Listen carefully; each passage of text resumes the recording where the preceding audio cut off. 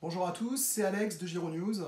Aujourd'hui, je suis en train de finaliser un test de roue là, qui va être publié sur le site dans quelques heures. C'est la i5 d'IPS, une roue très fine, très maniable, très légère, sur laquelle il y a pas mal de choses à dire. Et du coup, je me suis dit que ce serait sympa de partager avec vous voilà, quelques-unes de mes conclusions en vidéo, histoire d'incarner un peu les choses et puis que vous puissiez voilà, voir la roue d'un peu plus près. Alors c'est parti, je vais commencer avec les présentations. Donc le premier point fort, c'est vraiment la proposition de valeur de cette roue, c'est ses dimensions. Elle fait 6 cm d'épaisseur au niveau de la coque, et elle fait 7,7 ou 7,8 kg sur la balance, en sachant que c'est une roue 14 pouces. Donc on est sur quelque chose d'extrêmement léger, c'est à peu près 2 fois plus léger et 2 fois plus fin que les modèles concurrents à diamètre de roue équivalent. Et c'est donc une roue qui est faite voilà, pour tous ceux qui veulent passer facilement d'un moyen de transport à l'autre, ne pas avoir envie, ne pas avoir de problème pour monter dans un bus, pour prendre un ascenseur, pour monter quelques escaliers. 7,5 kg, on est sur un poids qu'on peut aisément porter à une main pendant quelques minutes, ça devient inconfortable au bout d'un moment, mais voilà, on n'a pas forcément besoin d'un trolley, on n'a pas forcément besoin de la laisser à l'entrée des magasins, parce que les vigiles ne vont pas forcément vous refuser l'entrée. C'est assez discret, ça peut même rentrer dans un sac à dos. Si vous prenez un sac à dos pour PC portable grand format, on va dire un 17 pouces, la roue rentre dedans, il faut juste que les coutures soient assez solides pour tenir les 8 kg. Donc ça, c'est vraiment c'est ce qui nous a intrigué pour cette roue, c'est ce qui nous a donné envie de la tester, même si c'est pas un modèle extrêmement récent, puisqu'elle est sortie il y a à peu près un an, au mois de mai 2017. Et au passage, son prix public se situe aux alentours de 800 €, pour que vous puissiez la situer. Alors cette roue, qu'est-ce qu'on peut en dire? Si on commence peut-être par faire le tour du propriétaire, elle se présente comme une coque en 2 parties, très bien assemblée. Les finitions sont super, vraiment, il n'y a pas de fuite, l'eau ne rentre pas, ça c'est top. 2 coques en alliage de magnésium qui sont assemblées et qui forment un carénage presque intégral autour de la roue. Il n'y a pas de coussin de protection. En pratique, à la conduite, ça peut se révéler un petit peu inconfortable au début, mais en fait, au bout d'un moment, on ne touche plus vraiment la partie centrale de la roue avec ses mollets ou avec ses tibias, donc ça n'est pas du tout un problème. Des petites pédales, si vous chaussez du 47, c'est peut-être pas une super roue pour vous. Une roue de 14 pouces, un pneu très fin, 1,5 pouces, c'est pas beaucoup voilà, pour un engin de ce type. Un carénage qui est presque intégral, et ça a un impact très important sur un point de détail de la conduite, c'est la capacité de franchissement. Il faut en effet savoir que le carénage arrive à peu près 4 ou 5 cm du pneu sur la partie basse, ce qui veut dire que quand vous arrivez sur un obstacle, un bateau par exemple, ou un petit trottoir qui fait plus de 5 cm de hauteur, c'est le carénage qui va toucher en premier et pas le pneu. Ce qui veut dire que vous n'allez pas pouvoir monter. Si jamais vous arrivez pleine balle dedans, ça va toucher et vraisemblablement vous allez tomber. Alors qu'avec une roue dont le carénage sera plus haut, c'est le pneu qui va toucher, ça va amortir et ça va vous permettre avec un peu d'élan de franchir l'obstacle. C'est l'un des principaux reproches qu'on a à formuler à cette roue. C'est voilà, cette capacité de franchissement qui est un peu limitée. D'ailleurs, il n'y a qu'à voir sur ce modèle de test. La coque à l'arrière, à l'endroit où donc on descend les trottoirs, eh ben, elle est raflée parce que fatalement, il y a des moments où on touche.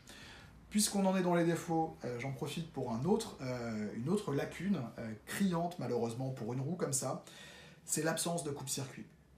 C'est une roue qui est très pratique avec sa petite poignée, elle est vraiment faite pour être portée justement pour franchir les trottoirs, pour monter, voilà, pour descendre quelques marches d'escalier, et il n'y a malheureusement pas de coupe-circuit. Ça veut dire que si vous soulevez la roue avec le moteur allumé, le moteur s'emballe, la roue se met à émettre des bips stridents particulièrement désagréables.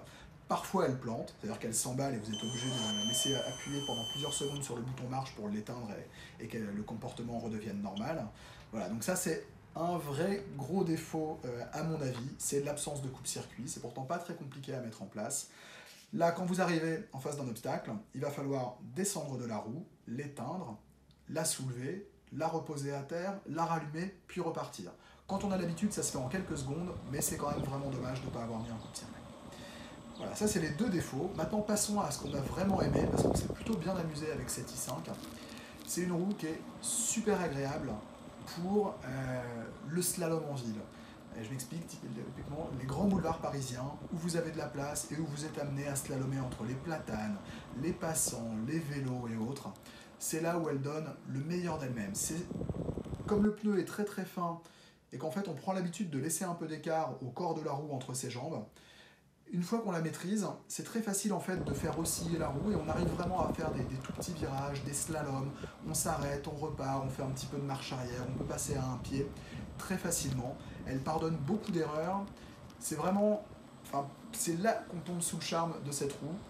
C'est quand on est sur des terrains plutôt lisses, donc on l'a dit, puisque les obstacles sont à éviter, et que voilà, qu'on va circuler à basse ou moyenne vitesse, et on va vraiment pouvoir s'amuser.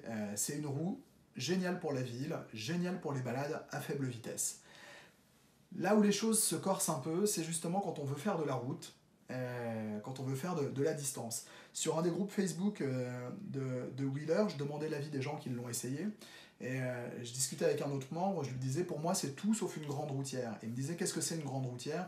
Je lui disais c'est une roue qui est très stable, très endurante et qui est rapide. Et bien là, la roue elle n'est que moyennement stable.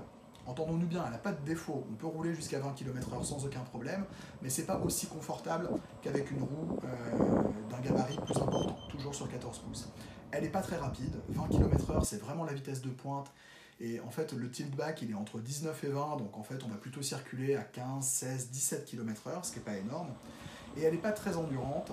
On a un peu moins de 20 km en roulant de façon vive, et si on adopte une allure à la papa, on doit atteindre les 20 km. Mais c'est vraiment tout. La batterie fait 245 Wh, c'est pas énorme, la plupart des modèles concurrents affichent le double. Voilà, en quelques... Bon, c'est très rapide et un petit peu décousu, mais s'il fallait retenir mon avis sur cette roue, je dirais d'un côté, le truc super positif, c'est cette maniabilité et la compacité. C'est la roue qui est géniale pour le fameux dernier kilomètre, c'est-à-dire que vous montez dans le bus avec, aucun problème, vous descendez du bus, et puis le kilomètre ou les 2 kilomètres qui vous séparent du bureau, vous les faites en vous amusant et en slalomant au milieu des passants avec cette roue. Pour ça, elle est géniale. Ce qu'on aime un peu moins, c'est les capacités de franchissement qui sont limitées, l'absence de coupe-circuit et un comportement au global qui se prête assez mal aux longues distances. Voilà, c'est très rapide, encore une fois un peu décousu, je ne suis pas un youtubeur professionnel, mon terrain c'est plutôt l'écrit. Donc je vous invite à aller sur Giro News pour avoir vraiment les conclusions un peu plus détaillées, et puis pas mal de photos sur cette roue. Voilà. Merci, à bientôt.